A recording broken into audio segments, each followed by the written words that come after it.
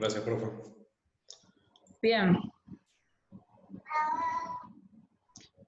Bien, habíamos dicho que hoy íbamos a ver todo lo que era vía aérea. La primera parte del apunte habla de todo lo que es la anatomía. Fíjense que hay unos cuadritos que habla de lo que es... ¿qué se me fue al final? De cuándo son las situaciones, ¿sí? De complicación o de dificultad de cada parte o sección, ¿sí? De la parte anatómica. Esos cuadritos, véanlo, ¿sí? Estudienlo. En realidad es complementar o introducir a la parte de vía aérea dificultosa. Cuando nosotros tenemos una vía dificultosa, ¿sí? O en este caso, un paciente que llega con estómago lleno, se puede producir lo que es el síndrome de Mendelssohn, ¿sí? Dentro de lo que tenemos complicaciones de la vía aérea, tenemos por un lado lo que es la broncoaspiración, ¿sí? Que es esto del síndrome de Mendelssohn, y por el otro lado las patologías respiratorias determinadas por la ventilación mecánica, ¿sí? Son las dos complicaciones que nosotros vamos a tener de la vía aérea en una anestesia general. Todo lo que es síndrome de Mendelssohn, ¿sí? Vamos a ver. ¿En qué consiste? Es la aspiración de más de 25 mililitros de contenido gástrico ácido, ¿sí? Hacia los pulmones, causando una neumonía química por el paso de sustancias tóxicas a las vías respiratorias inferiores. Ojo, esta definición la tienen que saber, ¿sí?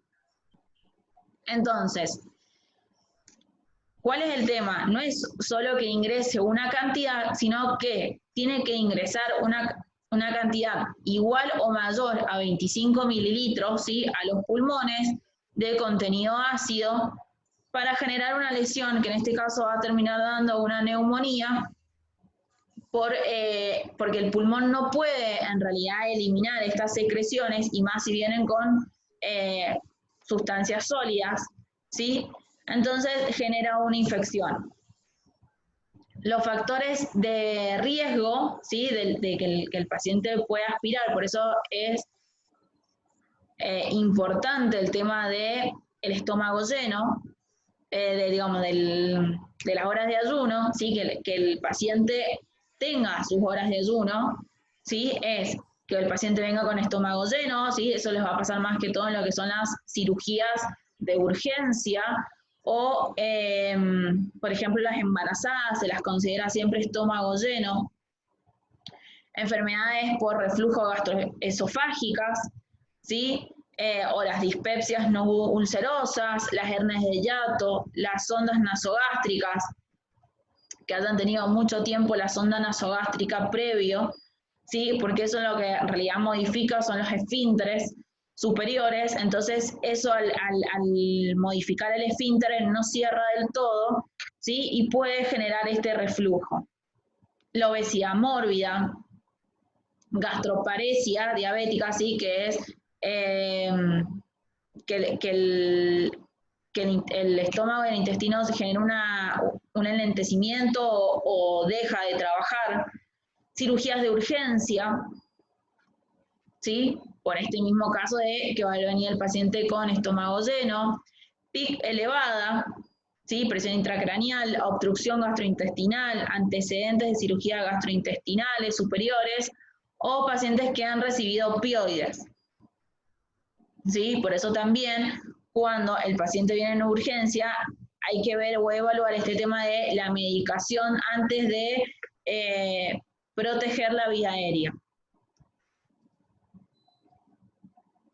Bien, factores de riesgo para aspiración que van a dar por la cirugía y la anestesia, sí va a estar dado por todas las que son cirugías abdominales superiores, porque en realidad todo esto, igual que las cirugías abdominales por laparoscopías o las colecistectomías laparoscópicas, generan cuando todo lo que es laparoscópico, ¿sí? Se genera una insuflación del abdomen, generando una mayor presión abdominal, que eso agarra, en realidad esa presión intraabdominal lo que va a hacer es generar presión en el estómago, entonces generando un mayor reflujo del paciente, ¿sí?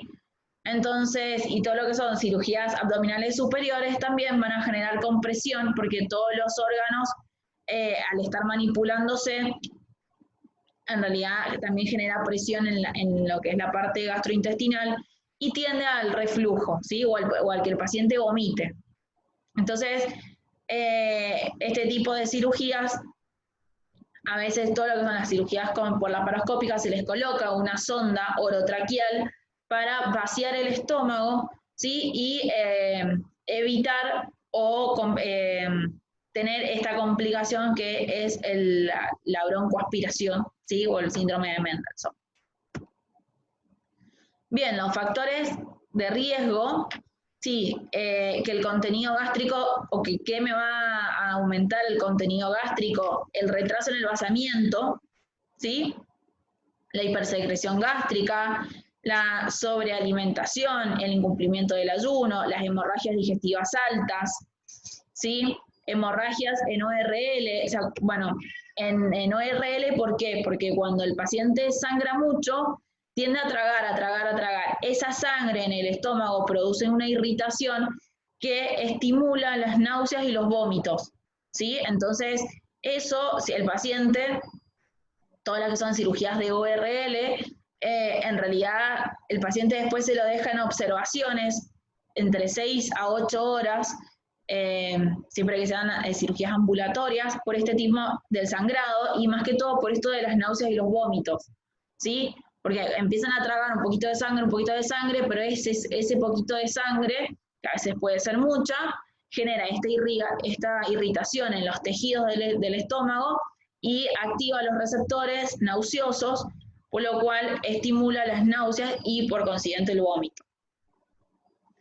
Tendencia a regurgitar, ¿sí? El tono del esfínter esofágico inferior disminuido, reflujos gastroesofágicos, carcinomas, ¿sí? Son cánceres, divertículos,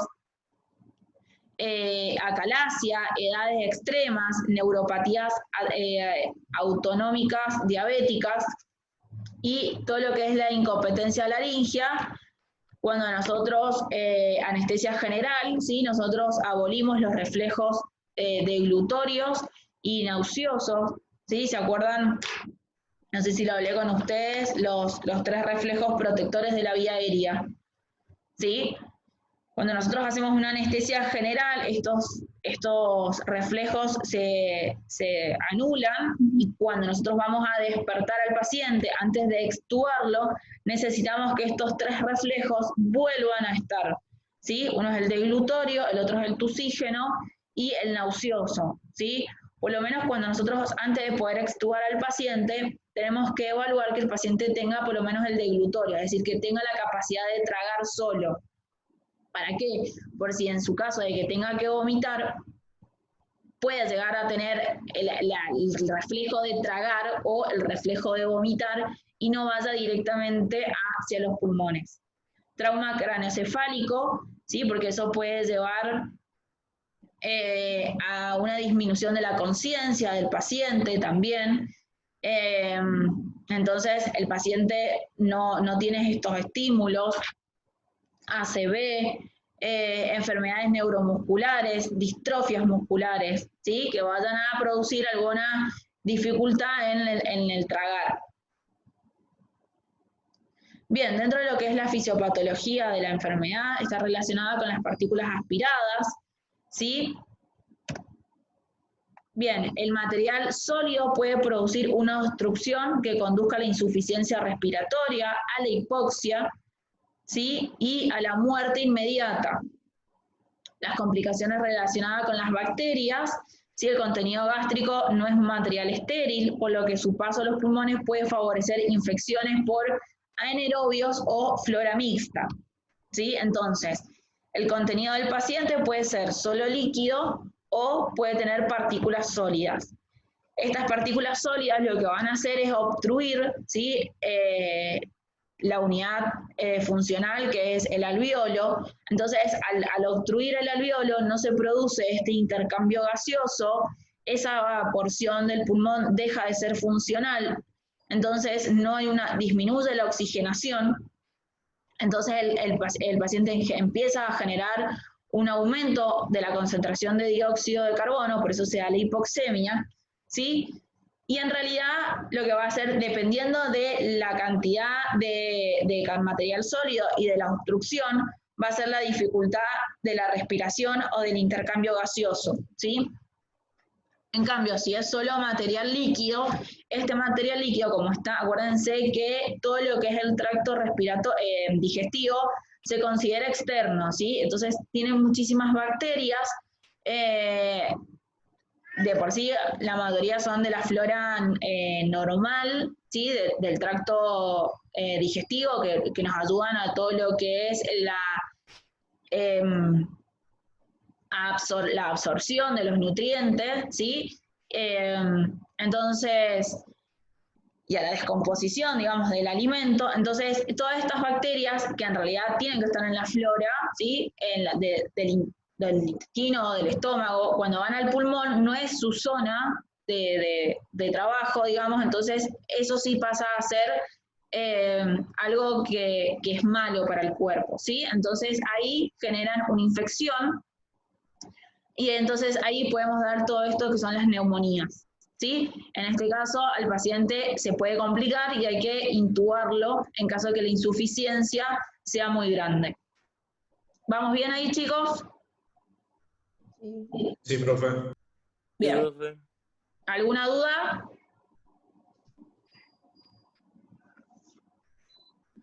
Bien, ¿se acuerdan cuando hablamos de la evaluación preanestésica, ¿sí? Y todo lo que es la premedicación del paciente?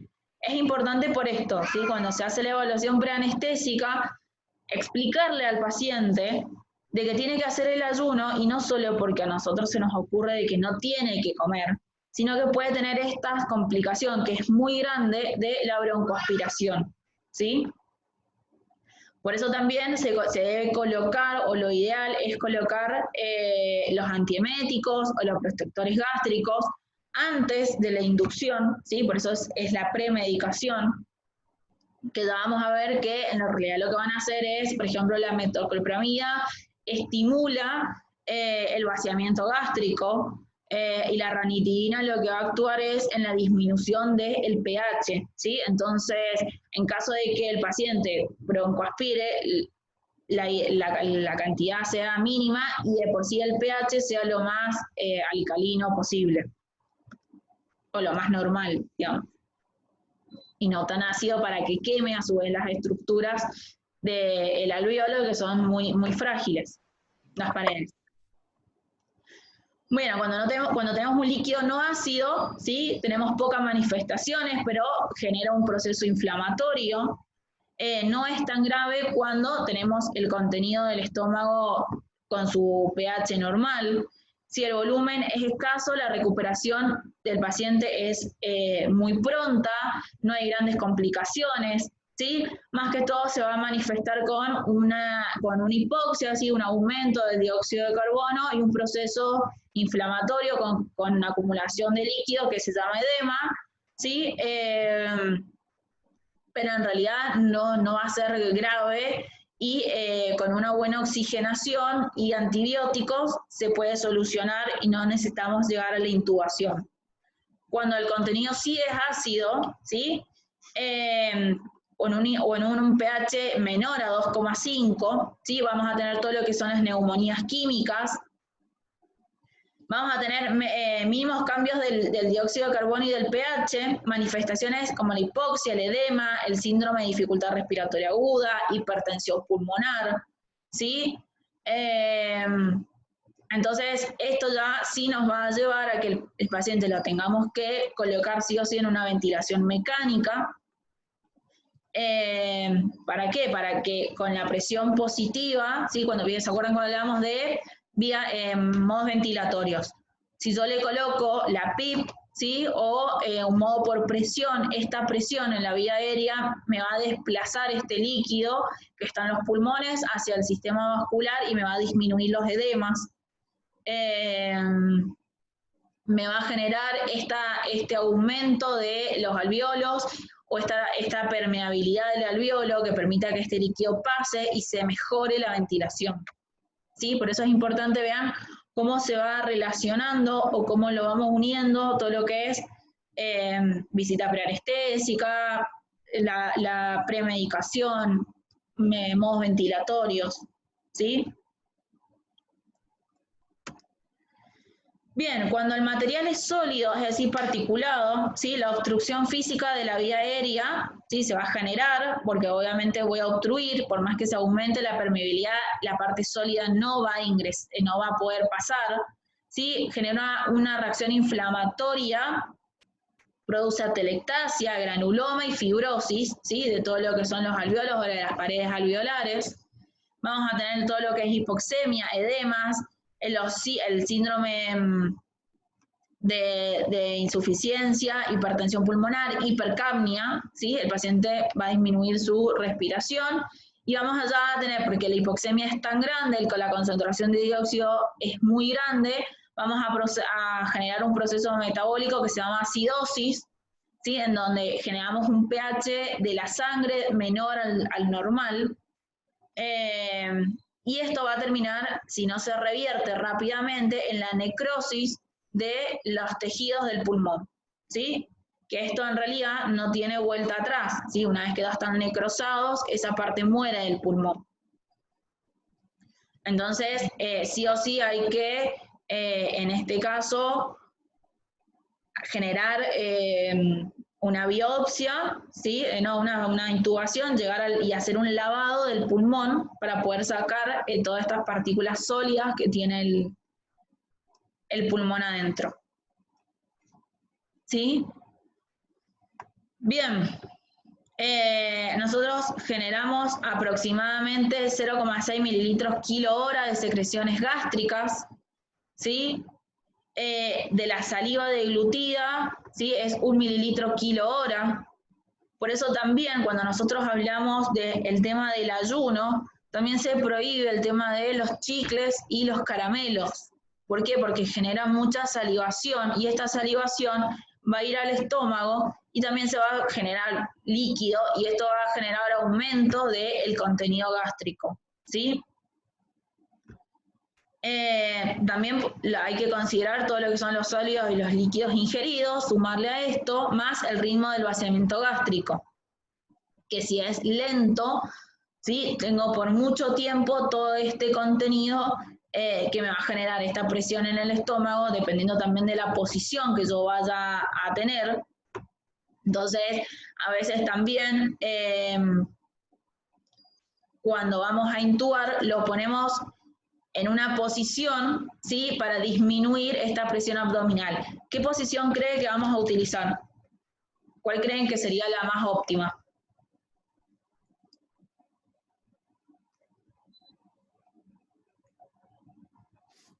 Lateral.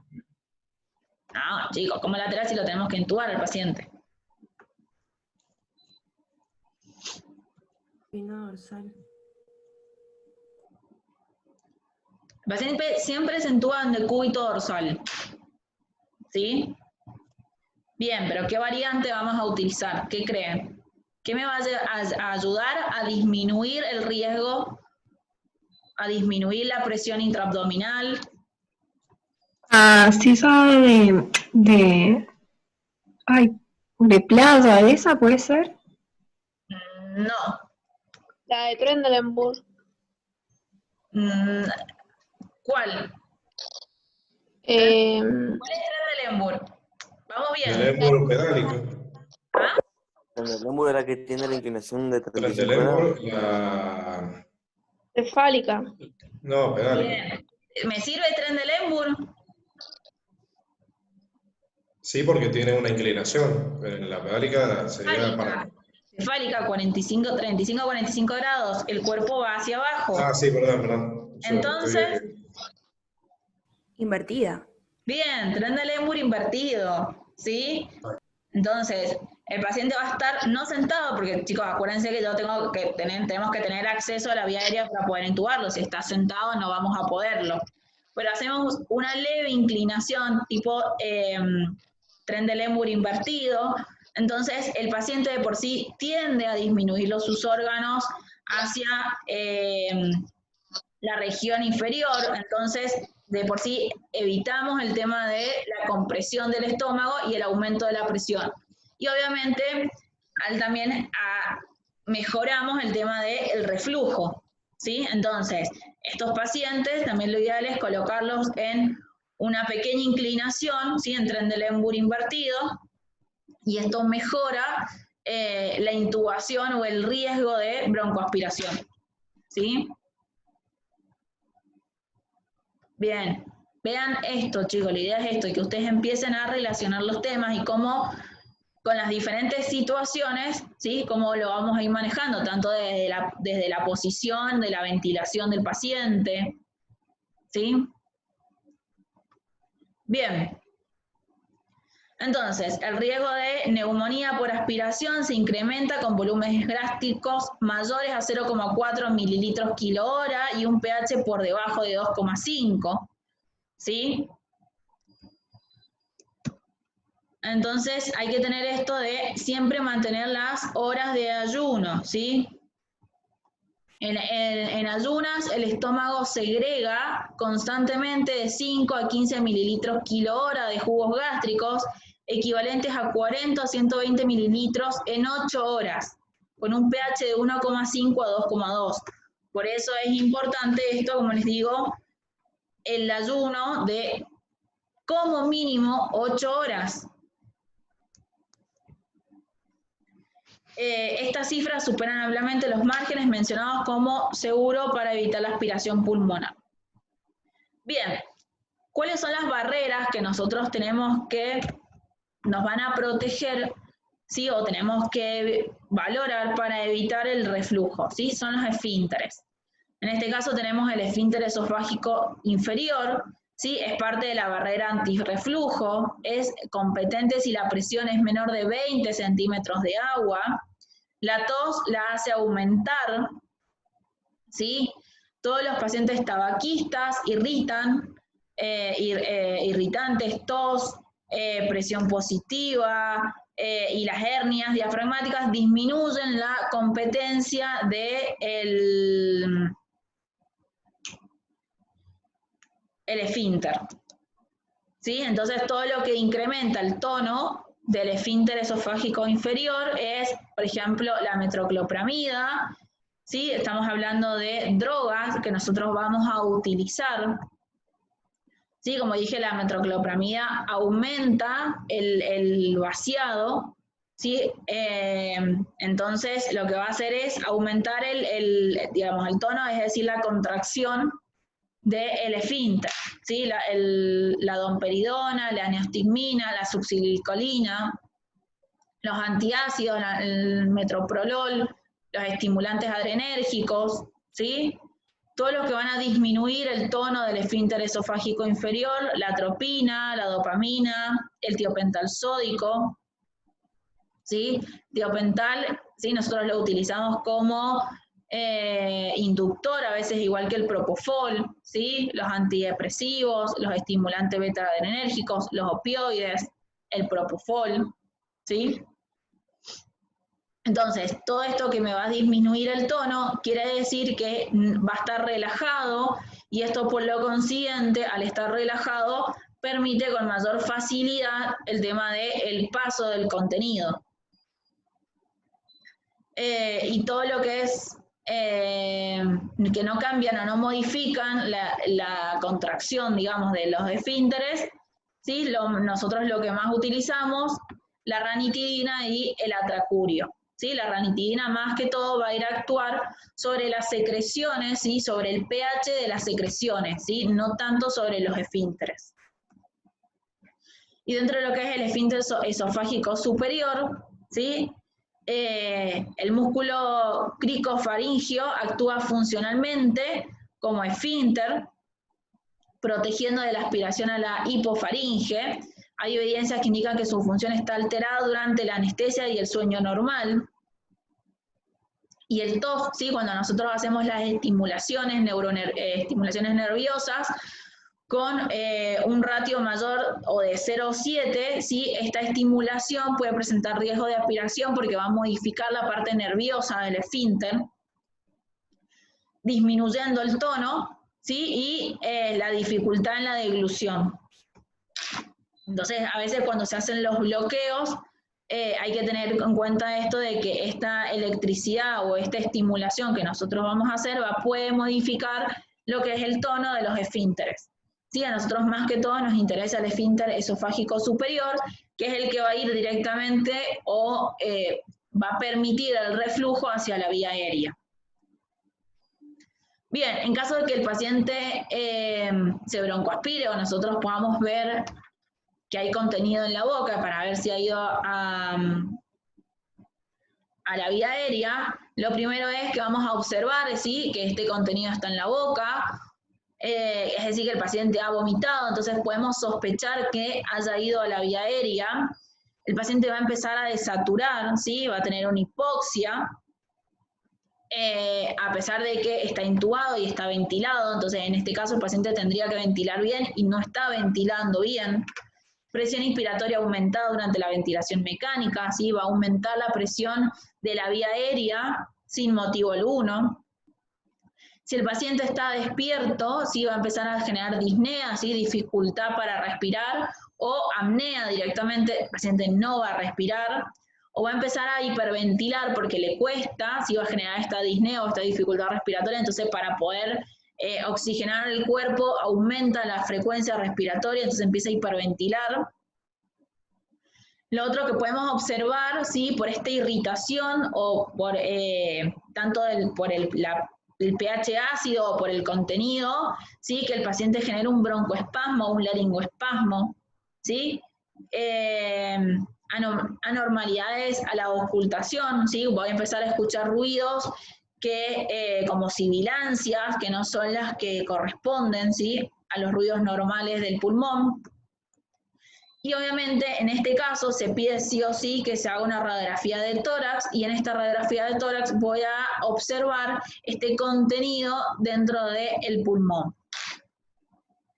Bien, entonces tenemos que ver cuando el paciente está con intubación o el paciente está en ventilación espontánea. ¿Sí? Tenemos las dos formas de evaluar o sospechar de que el paciente se ha broncoaspirado. Dentro de lo que es la clínica, ¿sí? Que voy a poder observar, hay factores que pueden ser inmediatos y otros que van a ser tardíos, ¿sí? Dentro de lo que es inmediato voy a tener la hipoxemia, dentro de lo que es tardío la fiebre, ¿sí? Empiezan a generar fiebre porque empiezan a generar estos procesos infecciosos. El paciente va a estar todo el tiempo con tos porque necesita como la sensación de eliminar eso que está como en el pulmón. Sibilancias, que es un sonido tipo silbido, ¿sí? Taquipnea.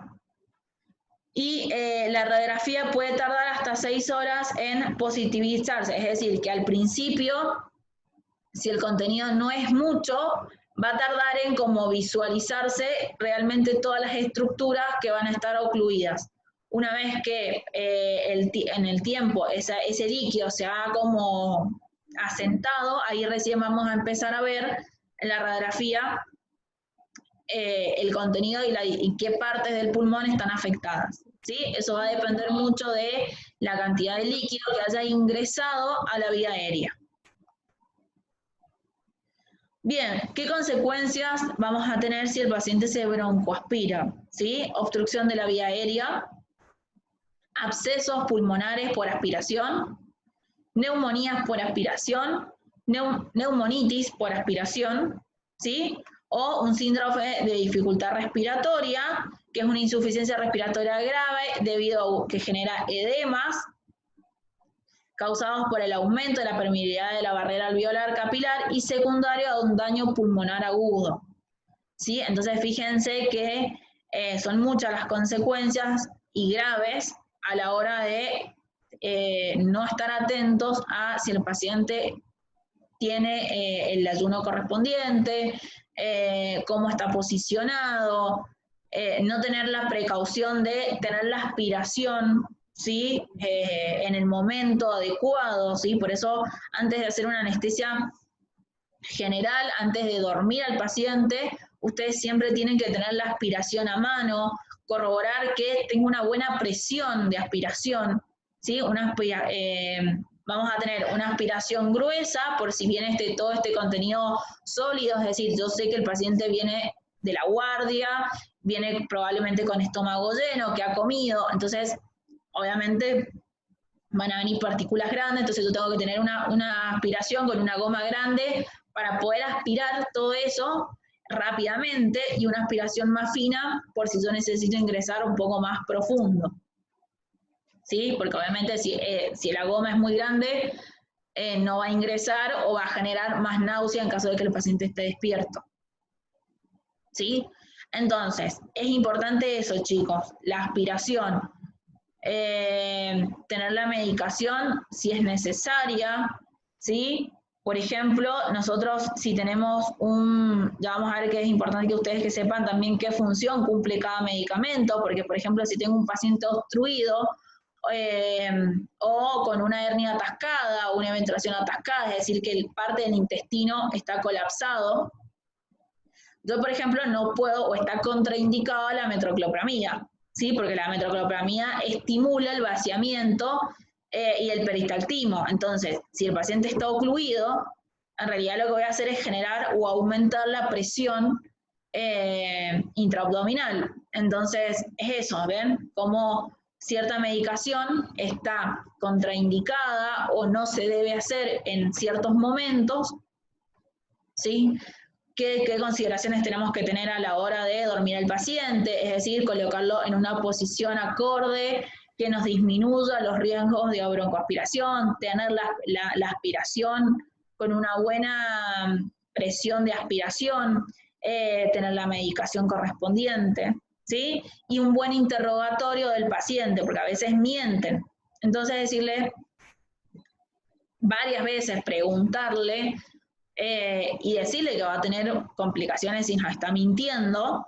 Entonces, la verdad que ahí los pacientes cuando ellos tienen miedo porque saben que se puede dificultar, ahí te dicen la verdad.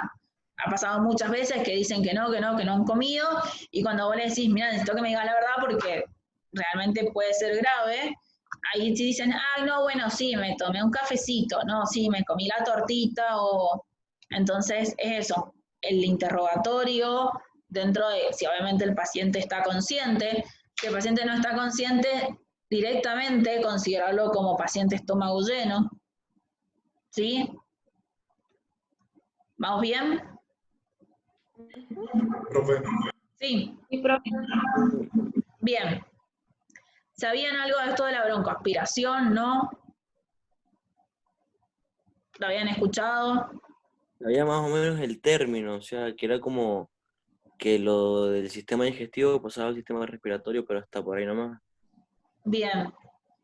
¿Y se imaginaron que hubiera tantas complicaciones? No, eso no. Bien. Fíjense que, por eso les digo, son importantes las patologías que nosotros manejamos en una inducción. Por eso los dos momentos más importantes de la anestesia general es la inducción y el despertar. Son los dos momentos donde vamos a tener complicaciones en la vía aérea, ¿sí? Una vez que el paciente está intubado, es decir, durante toda la cirugía, vamos a tener la vía aérea protegida en todo momento, ¿sí? Puede aumentar la presión, puede disminuir, digamos, lo podemos ir manejando, pero el paciente siempre va a tener su vía aérea protegida. Cuando nosotros lo estamos durmiendo, como les digo, abolimos estos reflejos protectores de la vía aérea, y cuando lo estamos despertando, lo estamos en realidad intentando recuperar. Entonces, hasta que no estén del todo activos, corren estos riesgos, ¿sí? Entonces, por eso el dormir al paciente y el despertarlo son los dos momentos más importantes, donde nosotros tenemos que estar siempre atentos, ¿sí? A la hora de estar ahí al lado del anestesiólogo.